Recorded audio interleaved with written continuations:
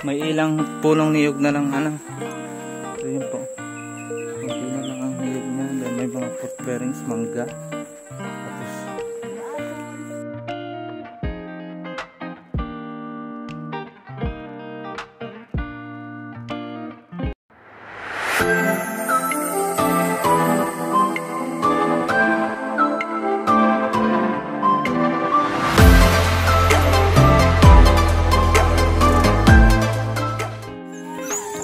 hello guys, magandang araw sa inyo.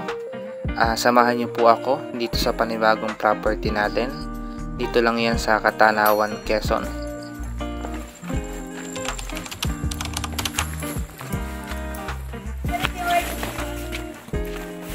Ito yung kalsada pa naman po ano.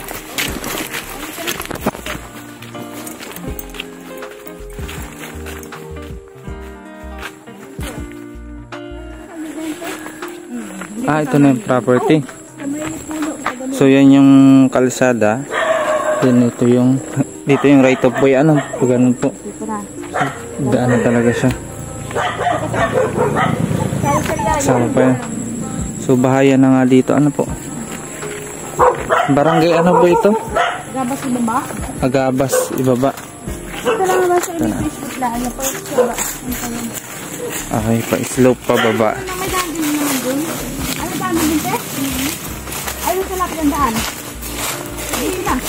Oo, meron. Mababa doon. Dito na. Mababa daan doon. Ito kasi pa sa lunga. Pagka may karga, dumadaan. Kasi dati nyo ganyan. Ito yung 2 hectares po. Isang to, Pet? Ng 2,000. Ay, 20. Ng 20,000. 20,000.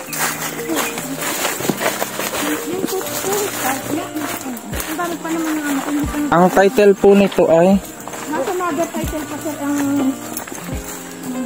ito sir ay TCP na mother title niya 7 hectares pero nagkaroon na siya baga siya ng partition. May partition na. Okay. Bale, ang style po nitong property ito, pa-slope po ito ng konti. So, hindi naman to yung super slide at super lalim na portion po. So, katamtaman lang po siya. Kumbaga po ay malalakada naman. Then, portion din naman po nito ng halos kapantayan po. Yun po. So, wala naman itong sobrang taas na bundok at wala din naman po itong bangin. So, ulahan na lang ang Karabaw. So wala na pong ano ng niyog. May ilang pulong niyog na lang ano. So yun po. Kunti na lang ang niyog niya. Then may mga fruit bearings, mangga. Tapos apple.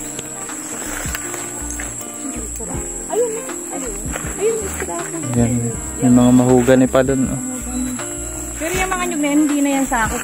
Hindi na sakop dito. Ito yung kapantayan ng property.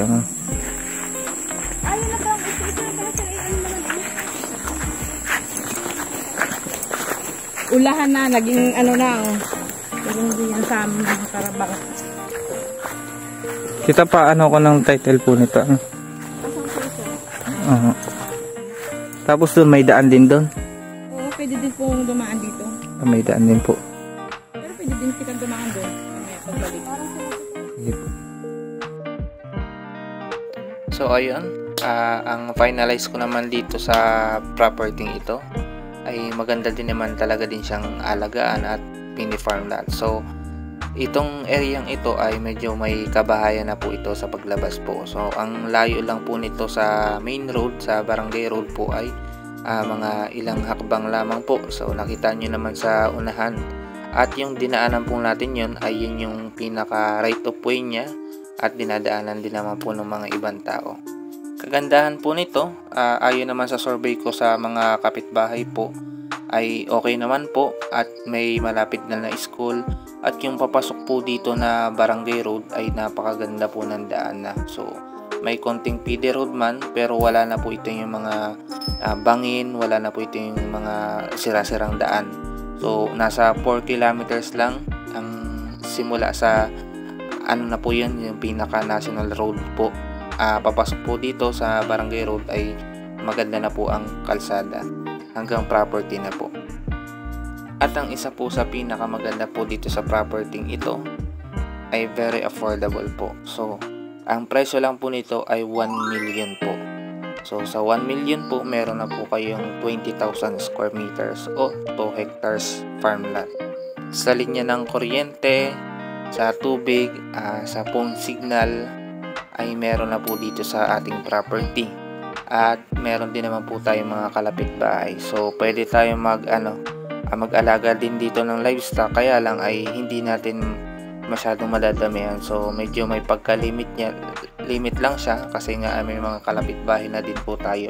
So, isa lang pong kagandahan nun dahil may kalapit bahay tayo ay hindi naman sobrang lungkot dun sa area. O kung magpa-farming po tayo dito ay di kahit papano ay may mga makakakwentuhan tayo dun sa area po dito. Clearing Napoang property.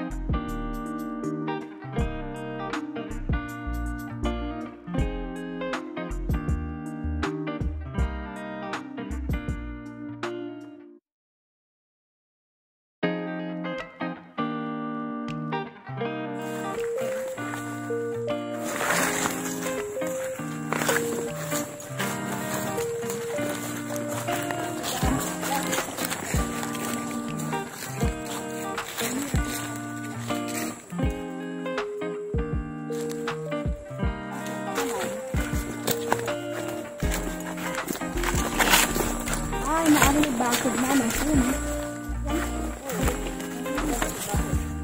Ay, wala pala party na yun sa energy. Sako pa po ito, ano? Yung may mga ano na yan. Pero kailangan ako may ilang puno kasi hindi naman ako yun ay napabuko din lang. At kami yung naging tenants, hindi ako nagkabuko. nasa 25 din naman. Mga 800 building. Pero bahay na yung likod na yun eh. So, okay Pilit din. ng bahay na yun. Tako pa dito. Kaya nga po. Ako na po yung sa akin. Pero itong title nito, kasama pa din yun.